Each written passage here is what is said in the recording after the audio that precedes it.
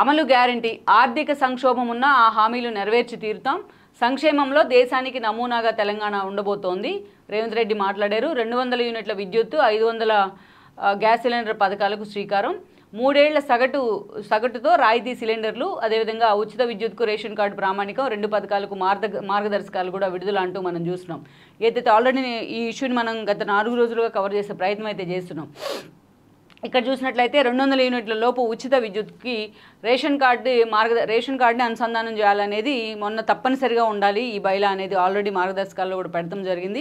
విద్యుత్ శాఖ కూడా 200 యూనిట్ల లోపు వాడుకునే గృహ వినియోగదారులందరికీ కూడా మొన్ననే ఒక గైడ్ లైన్స్ కూడా ఇచ్చింది. తప్పకుండా మీరు రేషన్ కార్డుని అనుసంధానం చేయాలి, మీ ఆధార్ అండ్ డీటెయిల్స్ని కూడా అనుసంధానం చేయాలి అనేది. సో హౌస్ హోల్డ్ అందరికీ కూడా, ఆ పథకం వర్తించే వాళ్ళందరికీ కూడా. సో దానికి సంబంధించి లబ్ధిదారులను కూడా ఎంపిక చేయడం జరిగింది. అదేవిధంగా చూసినట్లయితే 3 ఏళ్ల సగటు రాయితీతో సిలిండర్లు అంటూ కూడా మనం చూసినాం. ఇక్కడ ప్రజెంట్ 970 రూపాయల దాకా ఉంటుంది సిలిండర్. అదే కేంద్ర ప్రభుత్వం ఇంప్లిమెంట్ చేసిన ఉజ్వల పథకం కిందకి వచ్చే వాళ్ళకు కూడా రాష్ట్ర ఏదైతే సబ్సిడీ కూడా ఎక్కడైతే 500 రూపాయలు ఇస్తుందో రాష్ట్ర ప్రభుత్వం, అది కూడా వర్తిస్తుంది అంటూ కూడా చాలా క్లారిటీ ఇచ్చే ప్రయత్నం అయితే జరిగింది. దాదాపు 40 లక్షల మంది పైగా లబ్ధిదారులు ఉన్నారు ఏదైతే 500 ఉచిత సిలిండర్ని సబ్సిడీతో పొందే వాళ్ళంతా కూడా. ఇక్కడ చూసినట్టయితే ఫర్ ఎగ్జాంపుల్ 970 రూపీస్తోని ప్రభుత్వం వైపు నుంచి సిలిండర్ వస్తూ ఉంటే ఈ రోజున పూర్తి స్థాయిలో దాని రేటు 970 ఉంటే కేంద్ర ప్రభుత్వం వైపు నుంచి 340 దాకా వాళ్ళు భరిస్తూ ఉన్నారు ఉజ్వల పథకం కింద.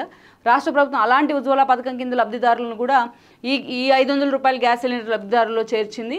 ఈ 500 కూడా కలుపుకున్నట్లయితే కూడా దాదాపు వాళ్ళకి ఆ మిగిలింది పోను ఆ ఖర్చును మాత్రమే వాళ్ళు భరించే అవకాశం ఉంటుంది.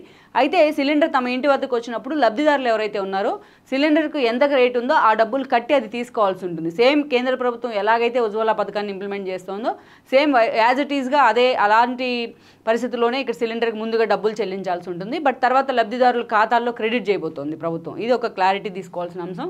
వీటికి సంబంధించి మార్గదర్శకాలను కూడా విడుదల చేస్తున్నారు. అదేవిధంగా ఆర్థిక సంక్షోభం ఉన్న ఆ హామీలు నెరవేర్చి తీరుతాం, సంక్షేమంలో దేశానికి నమూనాగా తెలంగాణ ఉండబోతుందంటూ కూడా